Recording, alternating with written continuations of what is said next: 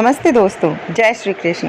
मेरे चैनल मेरी मंशा में आपका बहुत बहुत स्वागत है और आशा करती हूँ कि सभी वीडियोस आपको बहुत पसंद आ रही हैं। उन्हीं वीडियोस की सीरीज़ को आगे बढ़ाते हुए आज मैं आपके लिए लेकर आई हूँ एक नई वीडियो। जी हाँ दोस्तों, हरियाली तीज आ रही है और हम सब का मेकअप करने का बहुत मन करता है, लेकिन गर्मी होने की वजह से मेकअप के बहने का डर, आँखों से काजल बहने का डर और भी बहुत सारी प्रॉब्लम्स होती हैं जो हमें मेकअप करते टाइम ध्यान में रखनी चाहिए।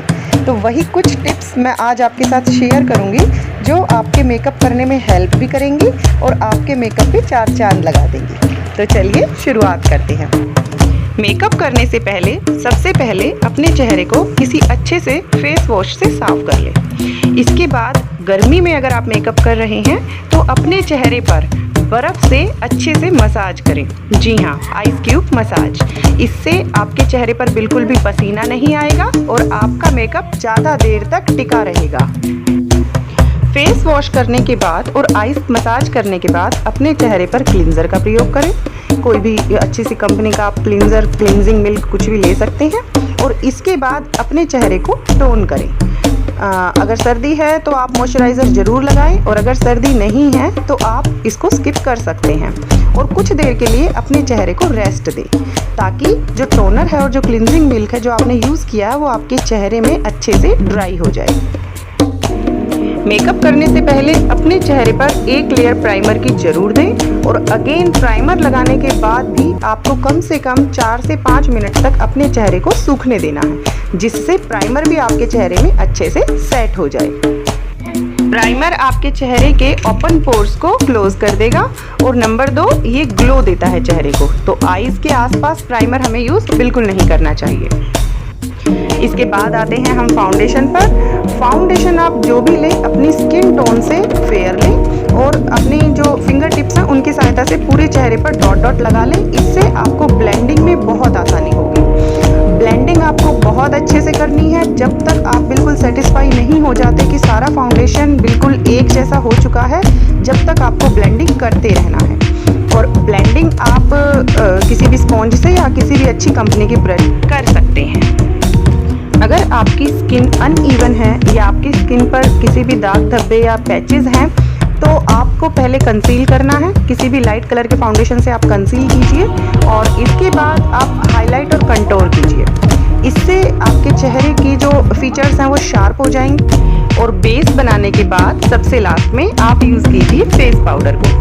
फेस पाउडर यूज़ करते टाइम आपको ध्यान रखना है कि आपको फेस पाउडर बहुत ही लाइट लेयर में लगाना है, उसको थोपना नहीं है।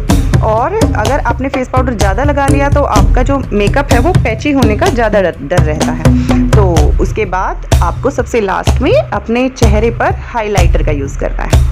और हाइलाइटर भी आपको ज़्यादा यूज़ नहीं करना है, सिर्फ जहाँ पर आपके नेचुरल लाइट आती है आपके चेहरे पर वहीं पर ही आप हल्का हल्का हाइलाइटर लगाइए।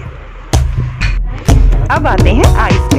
अगर आपके डार्क सर्कल्स हैं तो जो आपने बेस फाउंडेशन का और फेस पाउडर का आपने अपने स्किन पे दिया है वही सेम बेस आप अपनी आईज पे दीजिए। उस डार्क सर्कल जो हैं जितने भी वो सब क्लीन हो जाएंगे बिल्कुल। उसके बाद आप कोई भी ज़्यादा शेड्स मत लीजिए, सिर्फ 2 शेड्स या 3 शेड्स लीजिए और अपनी आँखों को आई शेड लगाना शुरू कीजिए किसी भी ब्रश की सहायता से। और पीछे से वी की शेप में लगाइए और जो आपके आईलिड है ऊपर से सी की शेप में लगाइए। इससे आपकी जो आईज हैं वो बहुत गहरी लगती हैं और बड़ी देखने में लगती हैं। इसके बाद आईज पे आप लाइनर लगाइए और अगर आपको आई लैशेस यूज़ करने हैं तो आप आई लैशेस पे ग्लू लगा दें, उन्हें 50 से 60 सेकंड पहले रख दें। आई लैशेस को मेकअप के सबसे लास्ट में यूज़ कीजिए, क्योंकि अगर आप स्पार्कल कोई यूज़ कर रहे हैं या कोई भी आंखों पर ऐसी चीज़ लगा रहे हैं तो वो आई लैशेस के ऊपर गिर जाती हैं, जिससे कि बाद में प्रॉब्लम होती है, वो उतारना उनका मुश्किल होता है। तो आप पहले अपना आई का पूरा मेकअप फिनिश कर लीजिए, उसके बाद आप आई लैशेस लगाइए। हमेशा स्मज प्रूफ काजल लगाएं और काजल लगाने से पहले अगर आप एक लेयर वाटरप्रूफ आईलाइनर की लगा लेंगे तो उसके बाद काजल लगाएंगे तो आपका काजल बहुत देर तक रहता है और आंखों से बिल्कुल भी स्मज नहीं होता।